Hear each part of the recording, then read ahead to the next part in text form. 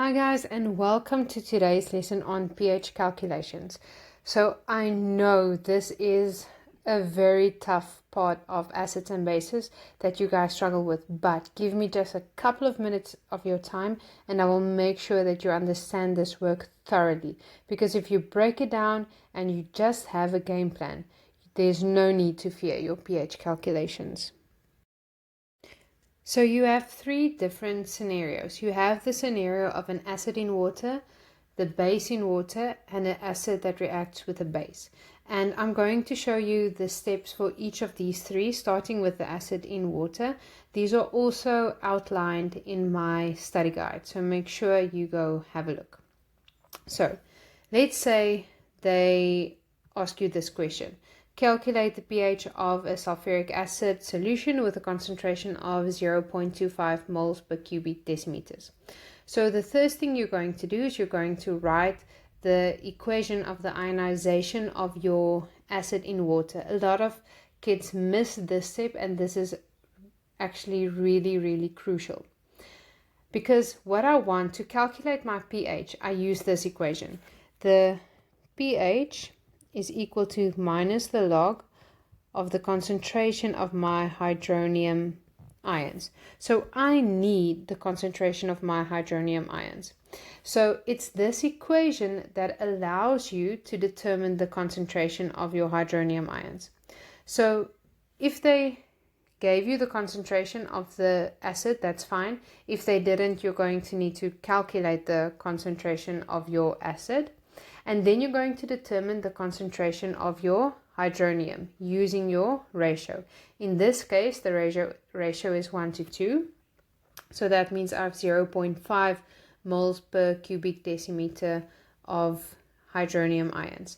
And then it's as simple as plugging it into our pH equation, and then you have your value for your pH. And the next one is very similar to the previous one with just additional steps. When I have a base in water, let's say for example they ask you to calculate the pH of my base with a concentration of 0.35 moles per cubic decimeter. So again, I want to work towards this equation. I need that concentration.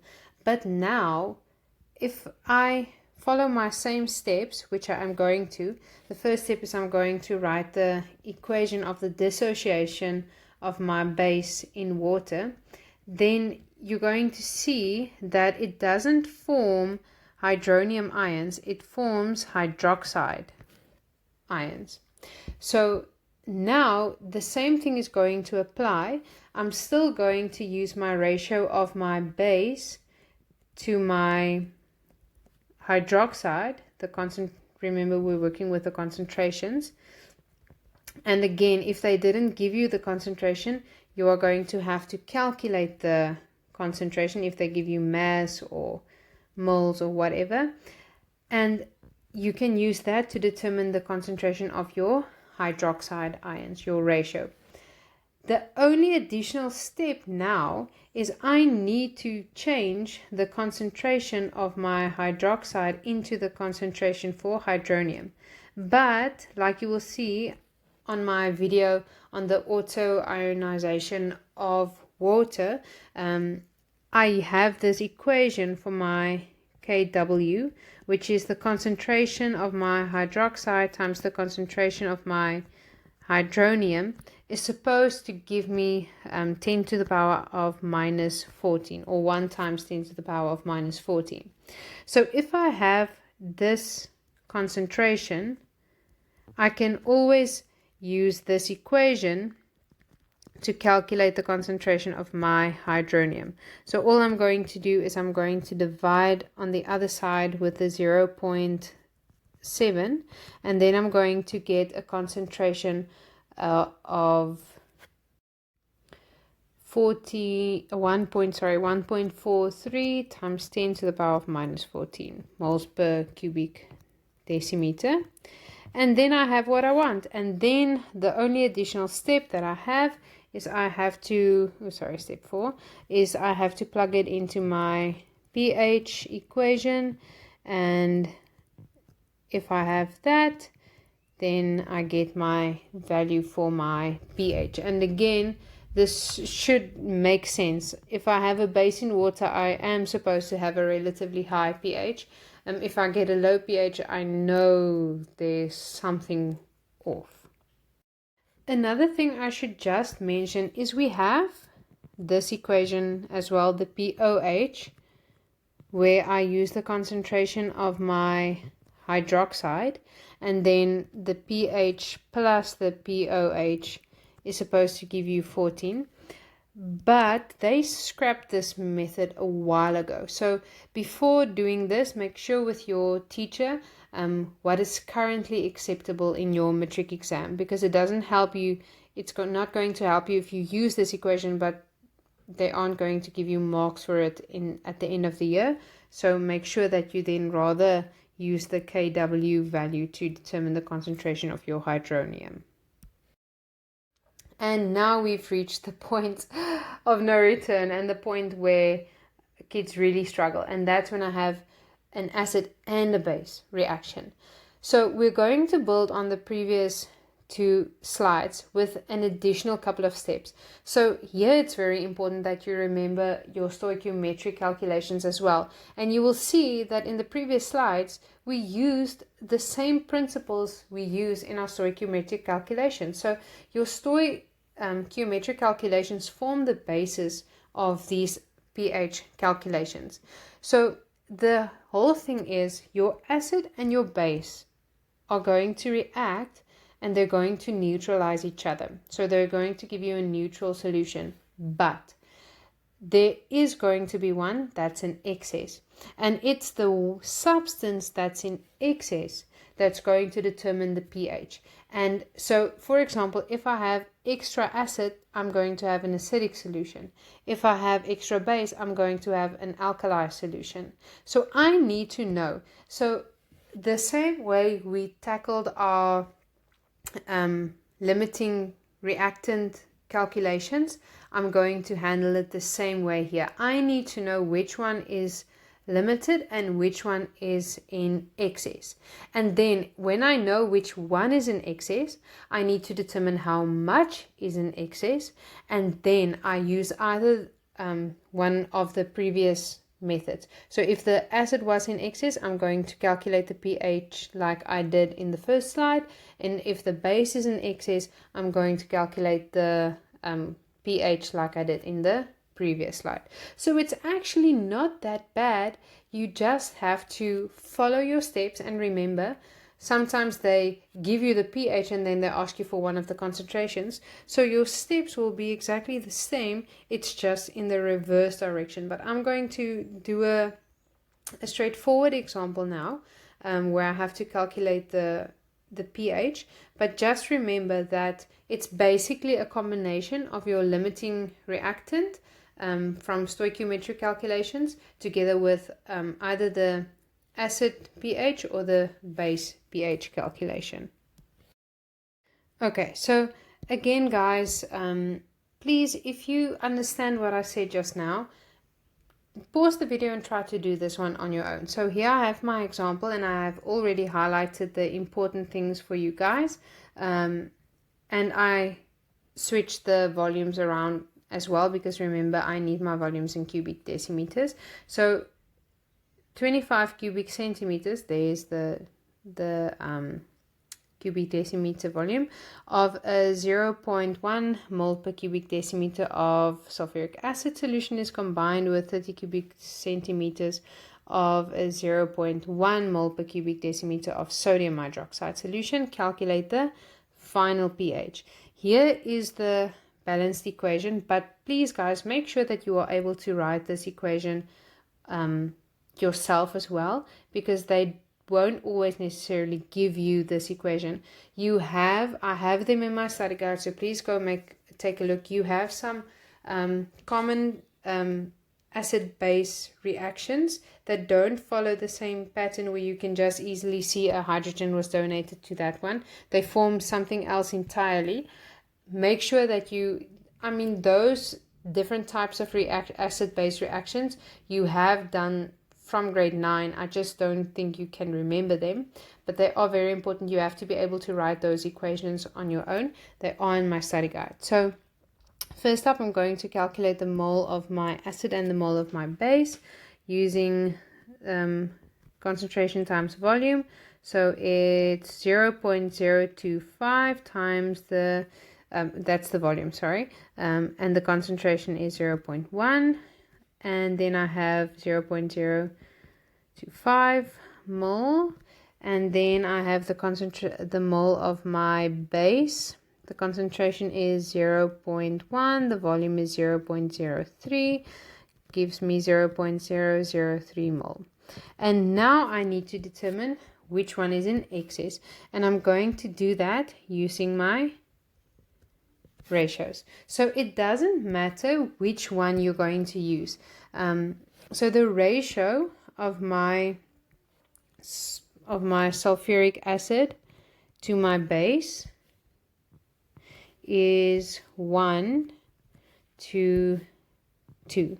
So let's say I use this one, for example. Then I say, okay, well, if I have 0.0025, then I need double that amount of base. So I need 0.005 moles of base. I have less than that. I don't have enough, which means that my base is going to be my limiting reactant, and my acid is going to be in excess. You can also, the reverse is also true. If you wanted to work with the base, you said, okay, I have 0.003 of that, so I need, since my ratio is 1 to 2, I need half of that. So I need 0.0015. I have more than that. So again, it doesn't matter which one you worked with, you would have seen this one is limiting, this one is in excess. So extra acid means I'm going to follow my pH rules from slide 1. It's my acid that's going to determine the pH. But now I first need to know the number of moles that are in excess. So let me just, so the moles in excess, I started with 0.0025. If I used all my sodium hydroxide, if I used everything, I would have used, if I used all of that, I would have needed 0.0015 of my acid, which means that the amount that's in excess is 0.001 mole. And now I have to determine the concentration of my acid that's in excess. So now remember, it's not just the volume of my acid that I'm going to use now. Remember, I combined those two. So I had a beaker, I threw in my acid, and I threw in my base. So I now have a larger volume. So I have to add these two volumes together. So it's 55 cubic decimeters, or 0.055 that I have to input there. So the mole, where's my mole? 0.001 over the total volume 0.055, and that gives me a concentration of 0.018 moles per cubic decimeter. Okay, and now I'm done with my limiting reactant type calculation. Now I'm moving on to my pH calculation, and I'm going to use the method that I used for my acid. The first step I need to do is I need to write down the ionization of my acid in water. So the ionization of my sulfuric acid in water Remember, it's a diprotic acid, so it means I need 2 water molecules, and I'm going to form 2 hydronium molecules. And then I'm going to determine the I'm going to use my ratio to determine the concentration of my hydronium ions, and the ratio is 1:2, which means if I have 0.018, I need 0.036, or sorry, that forms that concentration of hydronium. And then it's as simple as calculating your pH. So my pH is minus the log of the concentration of my hydronium. So it's minus the log of 0.036, which gives me 1.44. And there you have it. The same would apply if the base was in excess.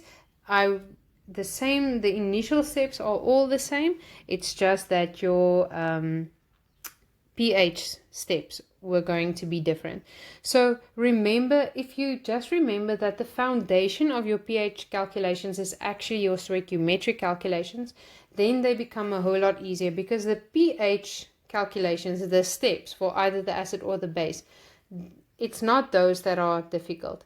And again, make sure you understand. Remember, I said when we did reaction tempo, somewhere in your chemistry exam paper, they're going to ask you the quantitative aspects of chemical change, your stoichiometric calculations, and this is a big part. So they actually ask less pH questions than they ask just normal stoichiometric calculations. And then because we are so freaked out by the pH, we can't do the simple stoichiometric calculations.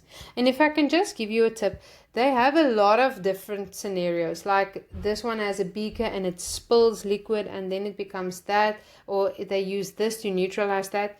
Please draw out the pictures. It will help you guys a lot.